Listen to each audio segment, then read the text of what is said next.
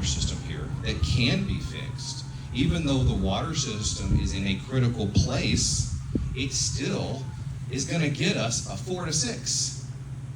So keep that in mind.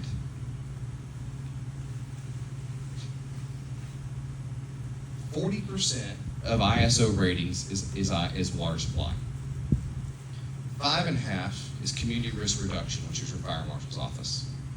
10 points is emergency communication, that's dispatch. And 50 points is your fire department, which includes staffing, equipment, and apparatus. What they look for in ISO ratings is response times, availability of resources, which we have 2 engines on it from our department on every single wreck, every single fire, every unknown type fire, hazmat incident. They look at all of that, and that's calculated in there. I provide them with documentation. They look at our volunteer list. They look at our paid staff list. And because we have a minimum of 4 now, that's what helps us get down to that hopeful 4 or 5 rating, because our staffing. Well, because we still have compensated volunteers, that also increases that, because we can document that. What that is.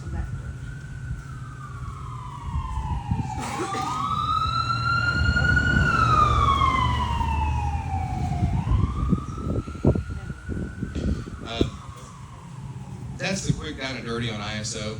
I'm a little bit of a nerd. If you want to sit and talk to me about it, I'll sit in the office and talk to you about it for hours. It's complex. Most entities that have the money for it will hire a consultant to do it. The cheapest consultant I found was around $15,000, and I'm not going to put that in our budget because there's no way that we can reduce our rating below a 4. If the city of Azle can't be below a 4 in their current status and they have 8 people per shift, we're not going to get it below a 4 right now. How that's done is adding fire stations and fire trucks. We're just not going to get there yet. So one other thing I'm going to touch on that we started about 1.5 years ago, and that was a mental health unit. So we saw a very large need, when I say we, several entities. The City of Azle Police Department, the City of Lake Worth Police Department, Reno Police Department, Pelican Bay Police Department, and Saginaw Police Department and our fire department. We saw a need for mental health related incidents. So we combined together and created the Northwest Tarrant Regional Crisis Intervention Team. By creating that unit, each entity takes an on-call day, Monday through Friday for a time frame, and then there's on-call personnel afterwards to respond to critical mental health calls or service. That could be a barricaded person, a hostage situation, that could be a suicide victim, that could be someone who was involved in a domestic disturbance situation. Last year we had a patient that we visited with, and their roommate had committed suicide in the room next to him. We spent 6 hours out there with that patient debriefing them. Last year we responded to over 400 calls. I will tell you that more than 50% of that was in our response area. 30% or so of that was in Azle, and the other was in Lake Worth and Saginaw. And that's because we were the most active for the mental health unit in this area. Losing your fire department, you're going to lose that.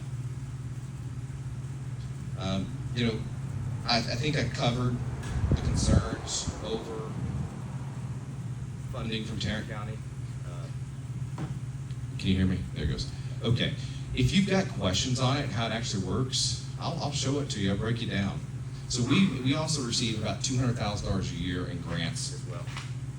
And that adds our budget. When I started, we were at $287,000. Today, we're at 1.4. We couldn't do it without grants helping us, right? Most agencies can't, and we're lucky for those. If this fire department goes away, before we go to that, let me tell you something else. Between the 2 stations, we run 28 square miles, about 15,000 people. That's 14 square road miles apiece. If another fire department which is proposed to come in and respond to this area, if they are to do that, they have 8 fire stations, and their average is 40 square miles per fire station. Do you want half of that, or do you want double?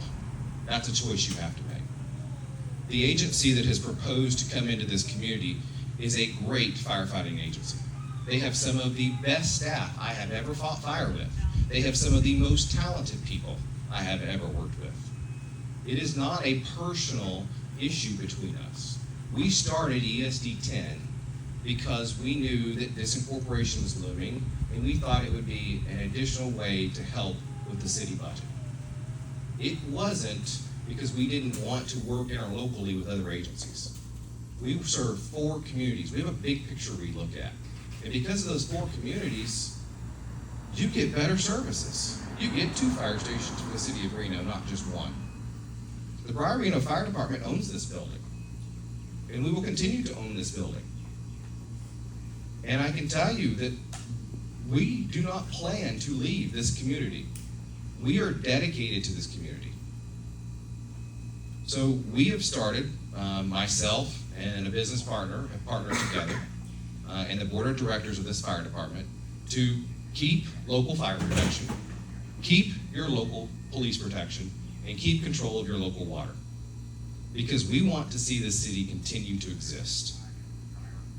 We aren't going to get in the meat and potatoes right now of whether our fire department or another fire department is better. I gave you some fact points that you need to think about, but I'm not going to go into all the other stuff. We can have that conversation later. What's important right now is you need to realize that unless you keep the city, you lose that local control. This department's motto is courage, compassion, and commitment. And I want you to know that every staff member that works here uses that every day that they go to work because they are dedicated to this community. Thank you.